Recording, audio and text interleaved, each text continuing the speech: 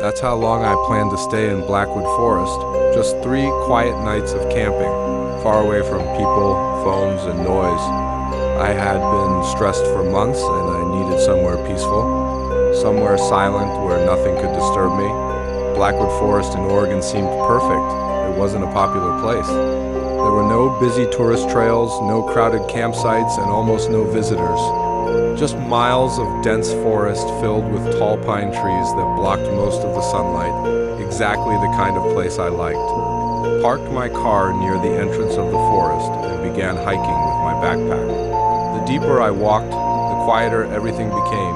After about 2 hours, I found a small clearing surrounded by huge pine trees. It was the perfect camping spot. So I set up my tent and collected some dry branches to start a small campfire. As the sun slowly disappeared behind the trees, the forest grew darker and quieter, too quiet. Normally forests are full of life. You hear birds, insects, or animals moving somewhere in the distance, but Blackwood Forest felt strangely empty. Still, I ignored the feeling and told myself I was just imagining things.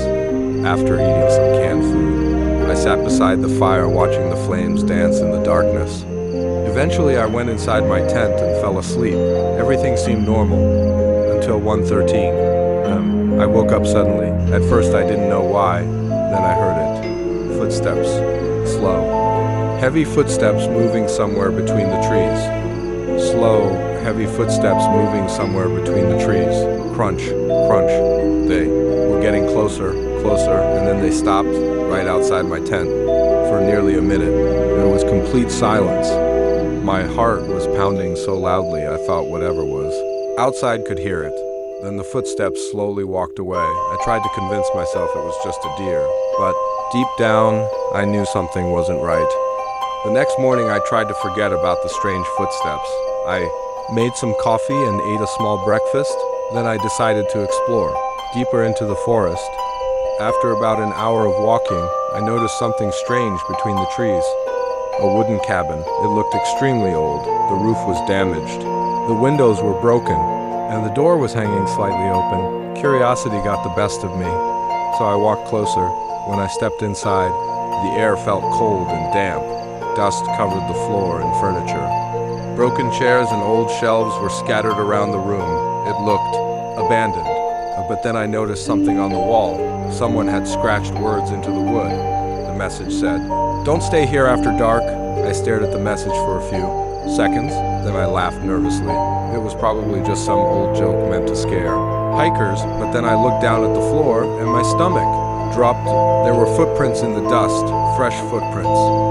Someone had been here recently, but that didn't make sense. I hadn't seen another person in the forest since I arrived.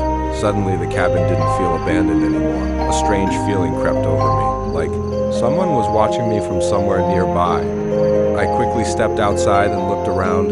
Nothing, just trees and silence. But the feeling didn't disappear, so I decided to head back to my campsite before it got dark. That night the forest felt different. The darkness seemed thicker, heavier. I kept the campfire burning longer than usual. Around 2 a.m., I heard the footsteps again. Crunch, crunch. This time they were much closer. Right outside my tent, my heart started racing, slowly. I grabbed my flashlight and opened the tent. The forest was completely dark. I pointed the flashlight toward the trees. At first I saw nothing.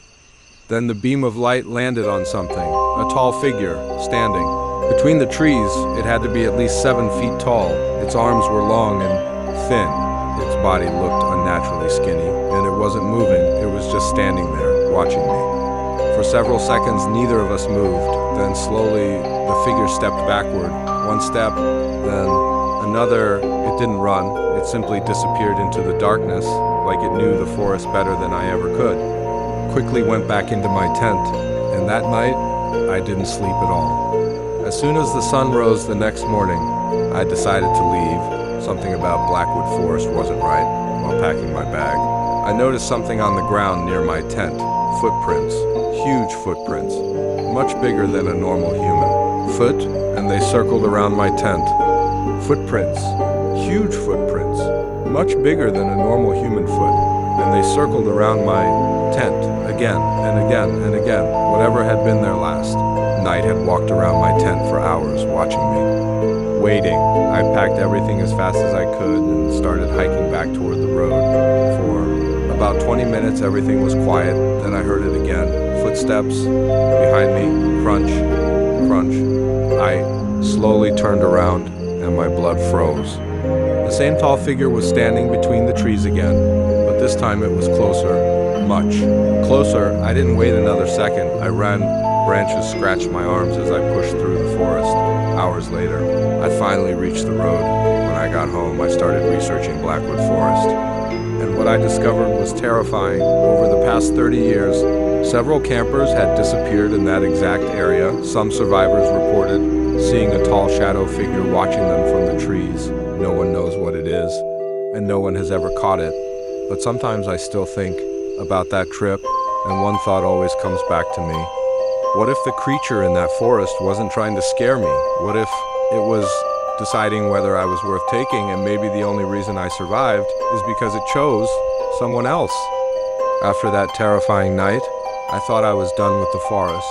I thought the strange footsteps and the shadow figure were over, but the forest has a way of staying in your mind. The next evening, I stayed close to the trail, trying to keep the campfire bright and alive. The wind whispered through the pine trees. Branches cracked as if someone or something was walking above me. Leaves rustled, but there was no animal in sight. The air smelled damp, like wet earth mixed with something rotten. I could hear distant howls, but they weren't wolves. They sounded wrong, low, guttural, almost human, but not human. I kept my flashlight close. Every time I pointed it toward the trees, I thought I saw something move. A shadow here. A branch snapping there, but each time I looked, nothing was there. Still, the feeling of being watched grew stronger. Scene. Second shadow encounter, around 3 a.m. I decided to check the perimeter of my camp. I wanted to see if any signs of footprints were near the trees. As I walked slowly, my flashlight caught a movement. There it was, the tall shadow, not 7 feet. Maybe taller, its body long, thin, arms hanging strangely. It wasn't running. It wasn't hiding. It was watching. For a full minute, I froze. My heart was pounding. I wanted to run. But my legs refused. Then, very slowly, it moved sideways between the trees, keeping its gaze fixed on me, and I realized it wasn't just wandering, it was tracking me.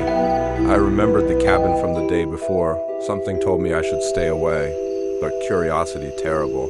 Foolish curiosity made me step inside again. This time, the floor creaked under my feet, louder than I expected. The same message was there. Don't stay here after dark. But now, something had changed. In the corner of the room, I saw a small pile of broken branches arranged strangely, almost like a warning, and there, faint scratches on the wall, not words this time. Symbols. I didn't recognize them. Some of the symbols looked like eyes, staring at me. I backed away slowly, but a sudden gust of wind slammed the broken door shut. I was trapped inside for a few terrifying seconds, then the door creaked. Open on its own, I ran out, never looking back. Later that night, I couldn't sleep. The fire burned low. I heard whispers, soft, almost like voices carried on the wind. Go. Leave or stay, I don't know if I imagined them, but my skin crawled. Then I saw something move outside the firelight. It darted quickly from tree to tree. I couldn't see it clearly, but its shape was wrong, elongated, unnatural. It circled the campsite, pausing every few seconds to stare. Didn't try to run this time. I just stayed still, hoping it would go away. It didn't. Hours passed. The whispers faded. The figure finally retreated into the trees. By dawn, I was shaking. Every nerve in my body was alert, and I knew. This forest had chosen to watch me, and maybe, just maybe, I was lucky it hadn't taken me yet. That's how long I planned to stay in Blackwood Forest. Just 3 quiet nights of camping, far away from people, phones, and noise. I had been stressed for months, and I needed somewhere peaceful. Somewhere silent. Blackwood Forest in Oregon seemed perfect. It wasn't popular. There were no busy trails, no crowded campsites, almost no visitors. Just miles of dense pine trees that blocked most of the sunlight, exactly the kind of place I liked. Parked my car near the forest entrance and started hiking with my backpack. The deeper I walked, the quieter everything became.